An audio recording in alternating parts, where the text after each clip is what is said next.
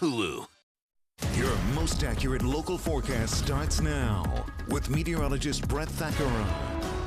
Good morning, everybody. Great to be with you here on a Wednesday. We finally got some much needed rain across parts of the region. We're going to take you back into that here in just a bit. A couple of showers still trying to fall over Lancaster County. They're pretty weak, though, this morning. But I want to take you back to yesterday. It was mainly in our southern and eastern counties where we saw some rain yesterday and some thunderstorms. And we can see some of this line repeatedly hit the same spots across southern York and Lancaster counties. But it was just good to see that, although I would still tend to call these some stray storms, there was a line that did develop across York and Lancaster counties, giving those folks at least some more significant rain. So the accumulated rainfall from yesterday, you can see, again, a lot of us missing out.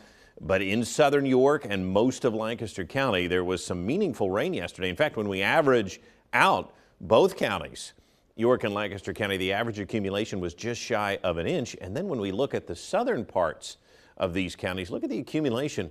Some spots reporting over 3 inches of rain. Now, again, this is radar estimated, so I'm not sure how accurate this number is. But there were some spots yesterday in southern York and Lancaster County that got copious amounts of rain. There was also several wind damage reports yesterday from this line of storms that came through, mainly again in our eastern counties, York, Lancaster, Lebanon, over into Berks County. And we can see here Denver reporting wind damage yesterday just before 4:30, a tree blocking Route 897, and more in Landisville.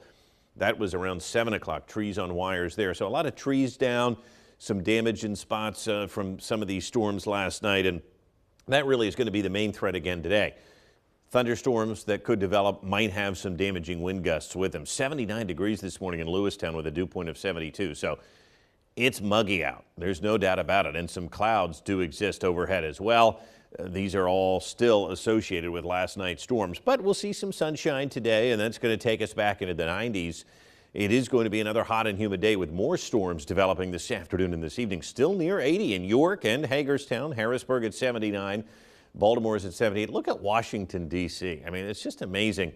D.C., again, just how warm they run. That thermometer reading 85 degrees overnight. That is just disgusting. And dew points are healthy and high in the mid to upper 60s in many cases and crossing over into the low 70s, which makes it feel rough. So we did hit it yesterday. This does not happen often. 100 degrees was the high yesterday. Now, it was not a record.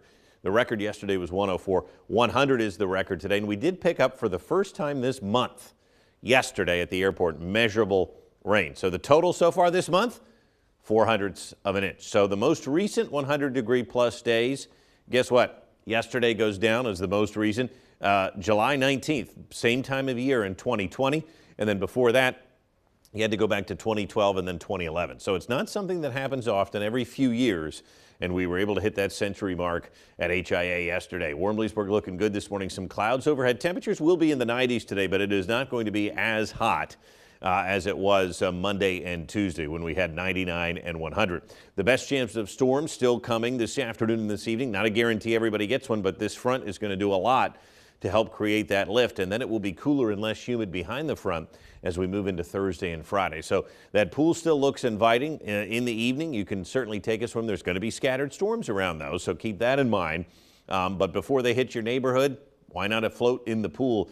Because it's going to be hot. You still need to find that place to kind of cool down. So I think anytime after 2 p.m., we're going to start to see these single cells start to develop, and then more of a line will form as we move into the late afternoon, and we can see it here. But again, the focal point seems to be shifting to our eastern counties, some of the same spots that got the rain yesterday. So if you live west of the river, you may miss out again. Showers will linger overnight into early Thursday, and then eventually tomorrow afternoon, skies clear out. It's going to be a nice day, and we're going to see this cooler and less humid air linger into Friday. Friday looks great, just cool, less humid, and very comfortable. So in terms of rainfall, could there be spots again that see over an inch of rain today? Yes, there could, and then there's going to be other spots that get whiffed. So here's hoping, fingers crossed, you're in one of those spots that can get a good deal of rain.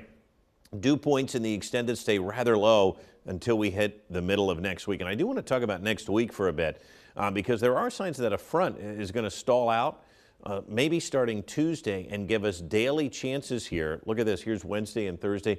Give us daily chances for storms next week, which would be welcome. Maybe some of us that have been missing them can pick some up next week. So scattered storms today, 93. Tonight, muggy, 72 degrees. And then when we look at the 7-day forecast, a noticeable change coming. We see temperatures dipping into the 80s tomorrow and Friday. Look like a couple of nice days. The weekend will be dry.